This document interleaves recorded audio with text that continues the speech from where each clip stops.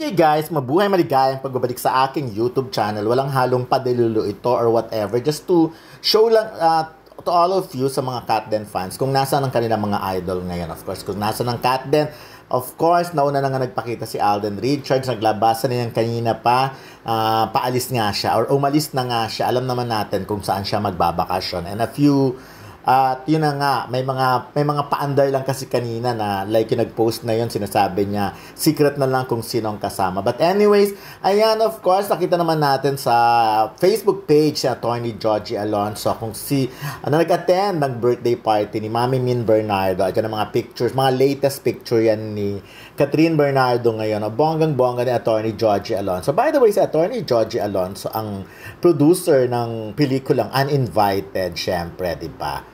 I know! Sorry, mentor pa lang uninvited. Si Attorney Georgie Alonso, ang producer ng Espantajo. And sorry, medyo na-confuse ako kasi si Attorney Georgie ay na-interview namin regarding kay Vilma Santos din na nagbida nga sa Uninvited. Kasi nga, alam naman natin yung Espantajo, dapat si Ate V rin ay kasali doon. Pero hindi nga natuloy. But anyways, ayan, klaruhin ko lang, linawin ko na. Si Attorney Georgie Alonso ay producer ng Espantajo ni Julian Santos, Lorna Tolentino, ayun, Chanda Romero, and ano pa ba? Marami pang iba. But anyways, ayun, so ang latest, hindi sila magkasama kung ano man yung iniisip ng iba, hindi po. So, may kanya-kanyang buhay ngayon ng Katden, but it doesn't but hindi yung nangangahulugan na wala nang ano, 'di ba? So, but for now kasi para lang maging klaro na kasi ang daming ang haka-haka, may mga nag-iisip na kung umalis ba talaga si Alden or nag-attend ba sa birthday ni Mami Min Bernardo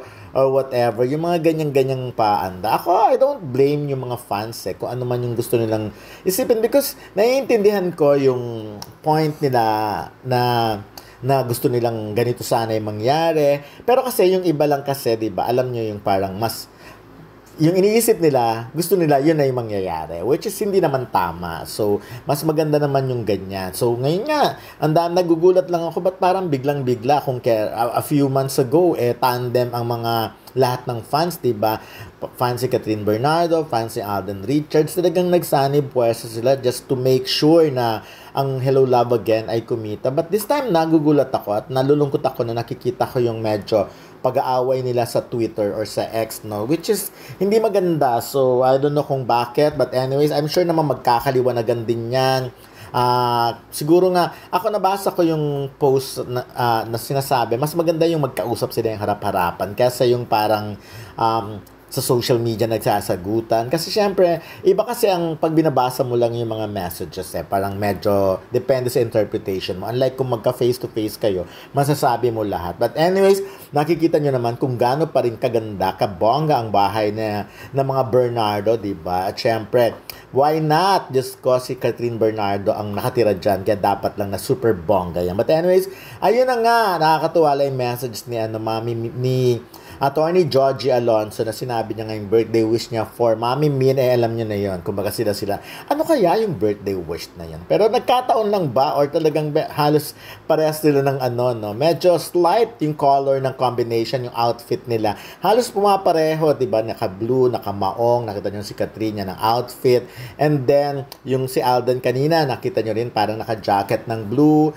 And then yun din, naka-maong din. So yun siguro ngayon ang I'm sure naman walang kinalaman ang mga stylist nila dyan dahil kanya-kanyang ganap yung outfit na yun. Katulad yan ang sinasabi ko, nakita nyo naman, maong, t-shirt na white, naka-jacket lang ng blue, yung mga ganyan. So, ayan na walang halong diluluyan. Kinikwento ko lang, baka mamaya sabihin, nag-i-illusion or binibigyan ng... And anyways, maraming salamat sa mga pictures and videos na ginamit ko para naman, ayun, para lang sa video na ito. So, yun lang muna for